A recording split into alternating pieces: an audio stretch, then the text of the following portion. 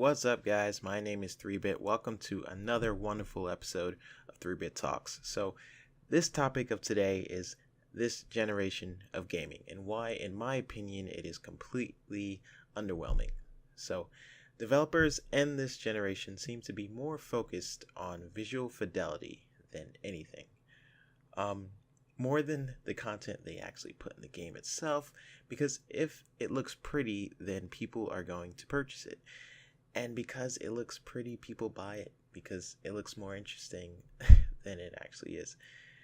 Then people get disappointed over the lack of content and the cycle repeats. Let's be honest.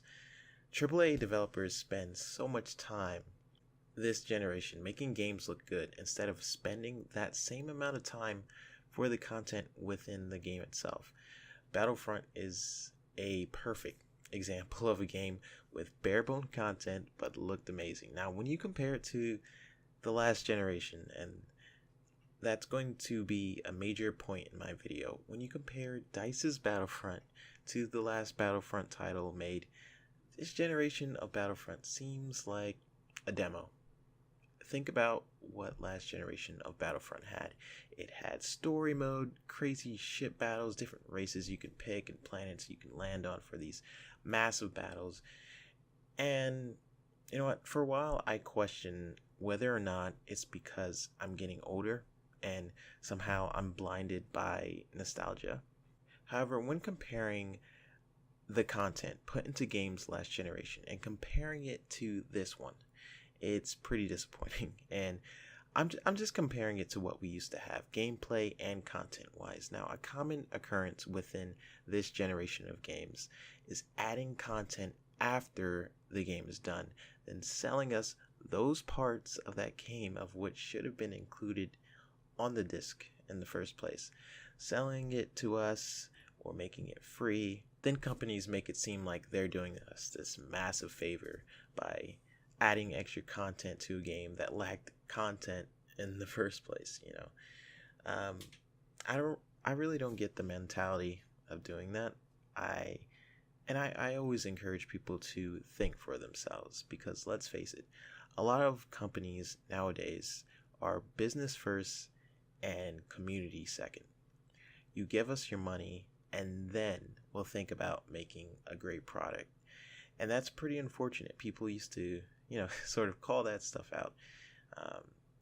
But more and more it seems we are oblivious to it because it happens to us so often. It's common. Now, in this video, I'm mostly referring to AAA gaming studios. What seems to be the thing currently, besides making things look prettier this generation, would be VR and 4K.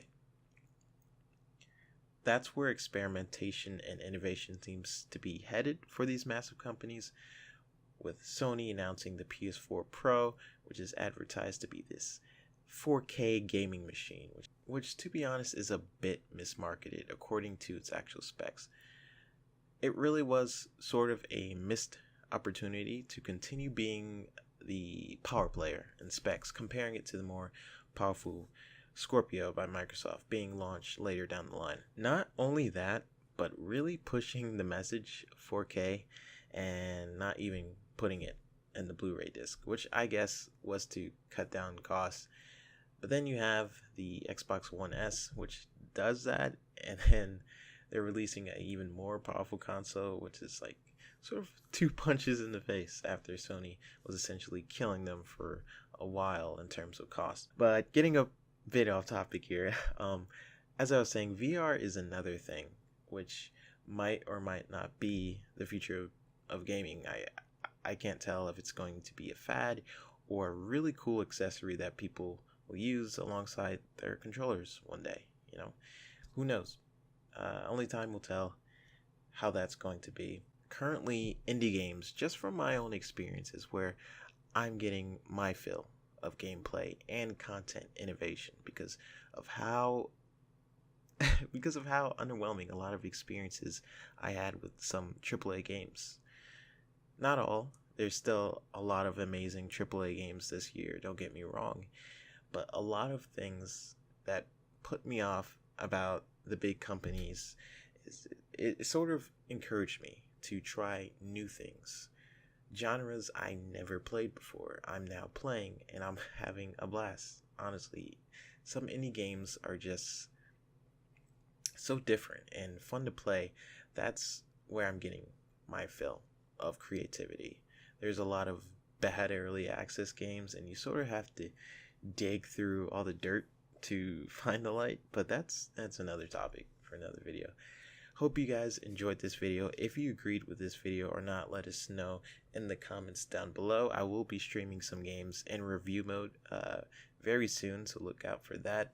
Most likely Mirror's Edge. I think I'll be doing that one. So I'm 3-Bit signing off. Have a good one.